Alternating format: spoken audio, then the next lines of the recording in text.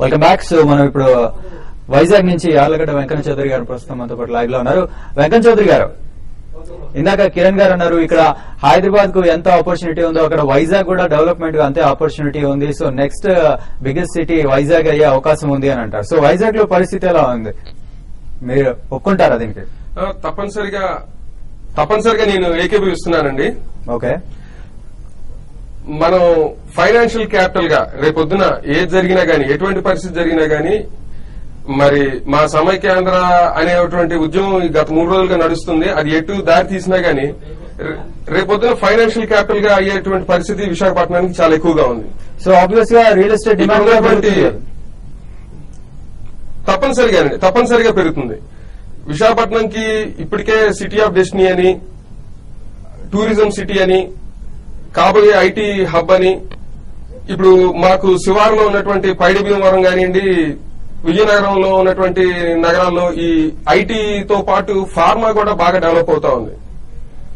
విశాఖపట్నం నుంచి అనకాపల్లి దారిలో ఉన్నటువంటి ఫార్మా సిటీ కానివ్వండి, అచ్యుతాపురంలో ఉన్న ఎస్సీజెడ్ కానివ్వండి, అంటే గ్రోత్ ఫ్యాక్టర్స్ ఉన్నాయి.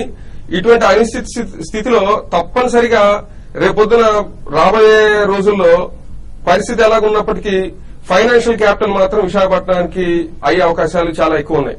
అలాగే వెంకన్న చౌదరి గారు చూసుకున్నట్లయితే అమెరికాలో వెంకన్న చౌదరి గారు తెలంగాణ విషయానికి వచ్చినట్లయితే డెవలప్మెంట్ అంతా కాన్సన్ట్రేటెడ్ గా అంటే ఒకే దగ్గర హైదరాబాద్ లో ఉందని చెప్పవచ్చు.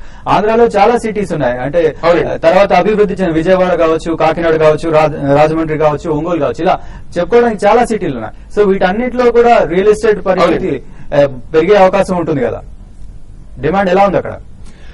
తప్పనిసరిగా ఇటువంటి పరిణామం మా అన్ని ప్రాంతాలని సమానంగా పెంచడానికి ఇది ఒకటువంటి అవకాశం. హైదరాబాద్ వదిలిపెడితే ఈరోజు 10 సంవత్సరాల తర్వాత హైదరాబాద్ మేము వదిలిపెట్టాల్సిన పరిస్థితి ఉంది. కానీ ఇక్కడ మాకు విశాఖపట్నం, కాకినాడ, రాజమండ్రి, ఏలూరు, విజయవాడ, నెల్లూరు, గుంటూరు, తిరుపతి, చిత్తూరు ఇలాగా అన్ని ఊర్లోనూ సమాంతరంగా మేము స్ప్రెడ్ అవడానికి మాకు ఒక అవకాశం ఉంది. ఇదొక అంటే రేపొద్దున నిర్ణయం ఎలా ఉన్నా కానీ ఈ కుదుపు అనేది ఖచ్చితంగా ఆంధ్రప్రదేశ్ లో ఉన్నటువంటి మిగతా ప్రాంతాలన్నీ అభివృద్ధి అయ్యేటువంటి పరిస్థితి చాలా స్పష్టంగా కనపడతా ఉంది. కాబట్టి అందులో విశాఖపట్నం అనేది ఖచ్చితంగా ఇది ఫైనాన్షియల్ డిస్ట్రిక్ట్ గా, ఫైనాన్షియల్ క్యాపిటల్ గా అయితే రూపాంతరం చెందబోతుందని నా అభిప్రాయం. ఓకే వెంకట చౌదరి గారు. సో దశరథ్ రెడ్డి గారు, సో ఆయన ఆంధ్ర ప్రాంతంలో చాలా ప్రదేశాలు ఉన్నాయి, చాలా డెవలప్డ్ సిటీస్ ఉన్నాయి. సో డెవలప్మెంట్ బాగానే ఉంటుంది. మన తెలంగాణ ఇక్కడ విషయానికి వచ్చినట్లయితే హైదరాబాద్ ఒకటే మన దగ్గర బాగా అభివృద్ధి చెందిన, మిగతా రెస్ట్ ఆఫ్ తెలంగాణలో అంత అభివృద్ధి లేదు. సో ఈ పరిస్థితుల్లో ఇప్పుడు విభజన తర్వాత అవేమైనా అభివృద్ధి చెందే అవకాశం ఉంటుందా? కొద్ది గొప్ప విభజన తర్వాత రిమైనింగ్ డిస్ట్రిక్ట్స్ లో కూడా ఎంప్లాయ్మెంట్ జనరేషన్ క్రియేట్ అయినప్పుడు డెవలప్మెంట్ ఉంటుంది. ఓకే, ఆ ఎంప్లాయ్మెంట్ జనరేషన్ కావడానికి కారణము ఇప్పుడు కొత్త స్టేట్ కు లీడర్ అనేది ఇట్స్ వెరీ ఇంపార్టెంట్.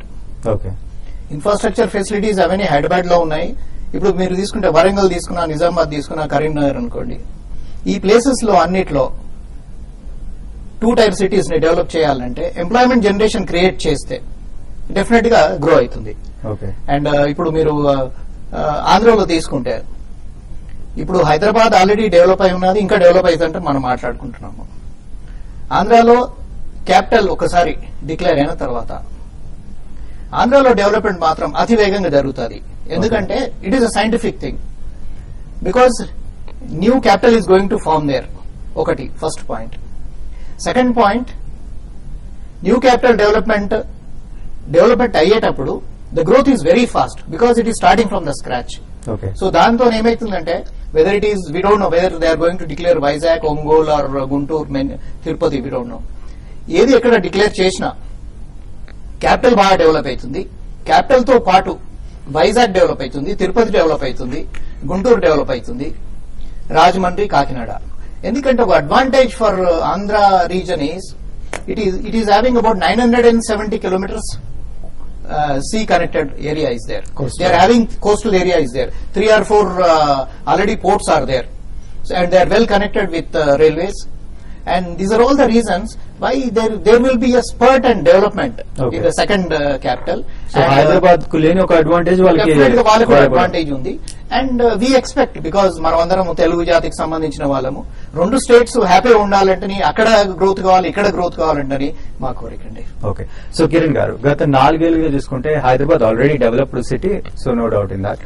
అయితే దాంట్లో 4 ఏళ్లుగా స్టాగ్నేటెడ్ గా ఉంది. అంటే ఇటు అటు తేలకుండా చాలా మంది సందిగ్ధంలో ఉండిపోయారు.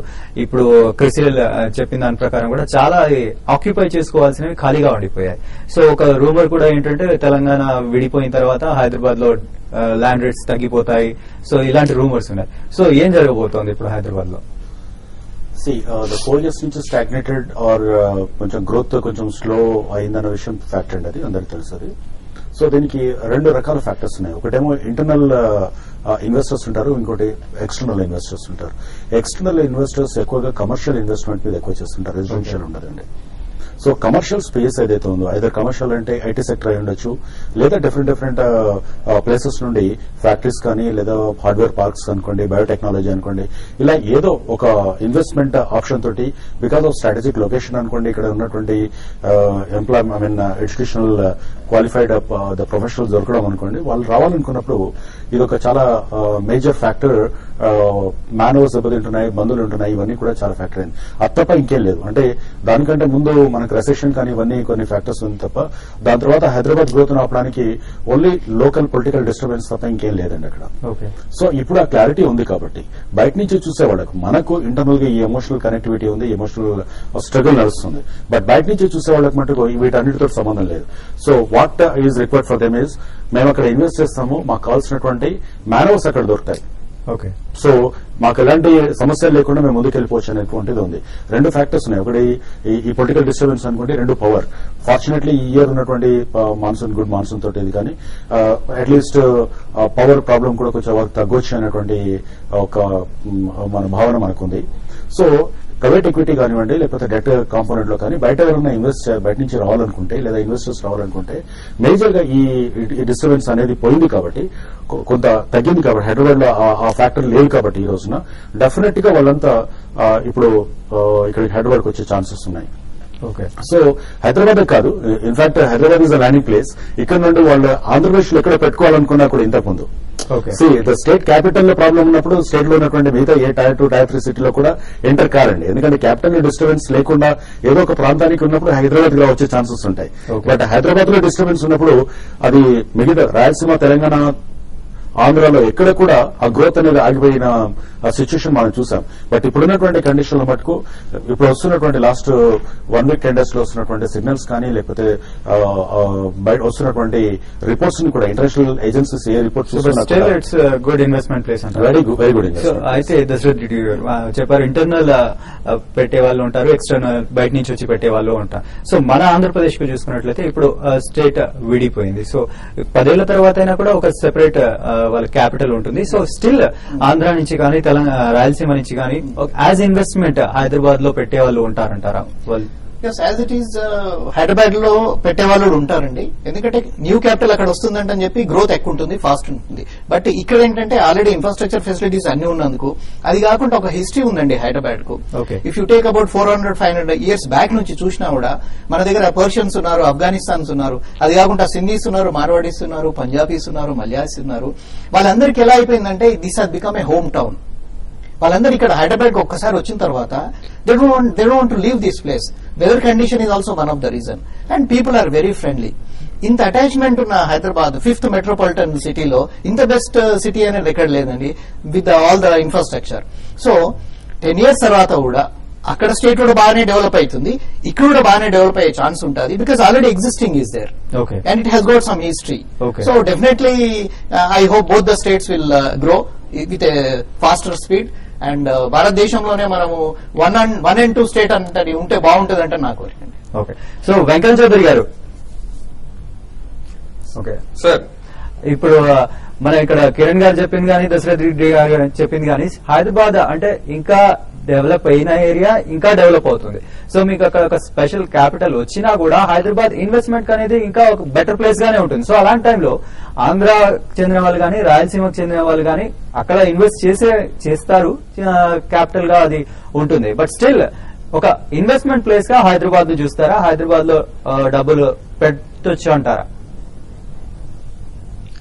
అది అంటే నేను దశరథ్ రెడ్డి గారితో ఒక విషయంలో విభేదిస్తున్నానండి. 400 ఏళ్లుగా పర్షియన్స్, సింధీసు, పంజాబీసు ఉన్నప్పటికీ హైదరాబాద్ యొక్క పూర్తి అభివృద్ది మనం 1981 నుంచి 2010 వరకు పూర్తి అభివృద్ది జరిగింది. అటువంటి పరిస్థితుల్లో నేను ఈరోజు బయట ప్రాంతాలు అంటే ఢిల్లీ ప్రాంతం, మహారాష్ట్ర నుంచి వచ్చినటువంటి బిల్డర్స్ ఈరోజు చాలా పెద్ద పెద్ద బిల్డర్స్, డెవలపర్స్ హైదరాబాద్ ని డెఫినెట్ గా డెవలప్ చేశారు. కానీ ఇనిషియల్ బూస్ట్ వచ్చింది మాత్రం కేవలం రాయలసీమ, ఆంధ్ర ప్రాంతం నుంచి వెళ్ళినటువంటి ప్రమోటర్స్ అక్కడ ఇన్వెస్ట్ చేశారు. కాబట్టి రేపొద్దున ఇన్వెస్టర్స్ అందరూ అంటే నేను ముందుగా వాళ్ళు ఇన్వెస్ట్ చేసిన తర్వాత వాళ్ళు ప్రమోటర్స్ అయ్యారు. ఆ ప్రమోటర్స్ అందరూ అదే దృక్పథంలో ఉంటారా? లేదు, అయిపోయింది, మళ్ళీ మనం మన ప్రాంతంలో ఉందాం, మన ప్రాంతంలో కొద్దిగా డెవలప్ చేసుకుందాం. ఇప్పుడు ఇన్ఫ్రాస్ట్రక్చర్ విషయంగా ఈ పవర్, వాటర్ ఇవన్నీ కొద్దిగా రోడ్స్ ఇవన్నీ మేము డెవలప్ చేసుకోగలిగితే, ముఖ్యంగా మాకు లేని బాధ ఒక ఇంటర్నేషనల్ ఎయిర్పోర్ట్. ఈ రోజు మా ప్రాంతంలో ఇంటర్నేషనల్ ఎయిర్పోర్ట్ అనేది ఒకటి కూడా లేదు. ఇటువంటి పరిస్థితుల్లో ప్రమోటర్స్ కొంతమంది మెంటల్ స్టేటస్ మారి మనం మన ప్రాంతంలోనే ఉందాము, కొంతవరకు డెవలప్ చేసుకుందాం అంటే తప్పనిసరిగా ఈ రోజు ఇన్వెస్టర్స్ ఎలాగ ఆలోచిస్తున్నారంటే, సరే అదేదో అయిపోయింది, ఇక్కడ మనం నిలబడదాము అని ఓవరాల్ ఆంధ్రాలో మొత్తం రాయలసీమ, ఆంధ్ర మొత్తం ప్రాంతాల్లో నేను ఇందాక పేర్కొన్నటువంటి ముఖ్యమైన ప్రాంతాలన్నీ కూడాను అభివృద్ధి చెందడానికి చాలా అవకాశం ఉంది. కాకపోతే ఇదంతా చిత్తశుద్దిగా మేము 10 సంవత్సరాలు అని అంటున్నారు. ఇదంతా ఇంకా నిర్ణయం అయిందా లేదా అనేది తెలియదు. కాబట్టి ఆ సందిగ్ధ పరిస్థితి నుంచి మనం బయటికి రావడానికి కొంతకాలం పడుతుందని నా భావన. ఓకే, అది వెంకన్న చౌదరి. దశరథ్ గారు చివరిగా చెప్పండి. ఓవరాల్ గా అటు డెవలప్ అవుతుంది, ఇటు డెవలప్ అవుతుంది. హైదరాబాద్ ఇంకా కూడా ఒక మంచి ఇన్వెస్ట్మెంట్ ప్లేస్ అనే చెప్పుకోవచ్చు. సో ఓవరాల్ గా విభజన వల్ల రాష్ట్రానికి రియల్ ఎస్టేట్ గా మంచి జరుగుతుంది అని మీ అభిప్రాయం? డెఫినెట్లీ అండి. ఇప్పుడు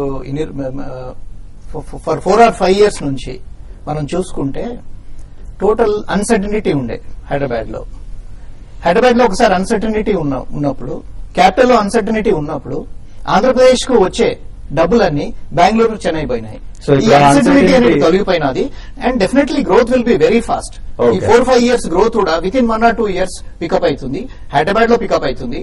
నేను వెంకయ్య చౌదరి గారు ఇంతకుముందు మాట్లాడినప్పుడు చెప్పారు, కానీ నేను 10 years వరకు కామన్ క్యాపిటల్ ఉన్నందుకు ఇక్కడ బాగా డెవలప్ అవుతుంది అంటున్నాను. అక్కడ కూడా బాగా డెవలప్ అవుతుంది, అక్కడ కూడా క్యాపిటల్ పికప్ అవుతుందండి. So thank you Dashrath Reddy గారు, థ్యాంక్ యూ కిరణ్ గారు, థ్యాంక్ యూ వెంకన్న చౌదరి గారు. సో ఓవరాల్ గా ఆ విభజన వల్ల రాష్ట్రానికి రియల్ ఎస్టేట్ పరంగా చూసుకున్నట్లయితే నష్టం ఏమీ లేదు, లాభంగానే ఉంది. ఇన్నాళ్ళు స్టాగ్నేటెడ్ గా ఉన్నదానికి ఒక రిజల్ట్ వచ్చింది. సో బయట నుంచి వచ్చే వాళ్ళు కూడా ఇప్పుడు ఎలాంటి ఆందోళనలు లేవు కాబట్టి ఎక్కువగా ఇన్వెస్ట్ చేయడానికి ఆసక్తి చూపిస్తారు. కాబట్టి ఇటు ఆంధ్రాకి గానీ, అటు హైదరాబాద్ కి గానీ, రాయలసీమకి గానీ రియల్ ఎస్టేట్ పరంగా చూసుకుంటే మంచి పరిణామమే అని చెప్పేసి మన అనలిస్టులు చెప్తున్నారు. సో ఇది వాళ్ళ సొంత కార్యక్రమం. వర్జిన్ కౌంటీ పేరుతో విల్లాస్ నిర్మిస్తున్నారు. 40 లక్షల రూపాయలకే 200 గజాల స్థలంలో విల్లా ఇస్తున్న ఘనత ప్రజలకు దక్కుతుంది.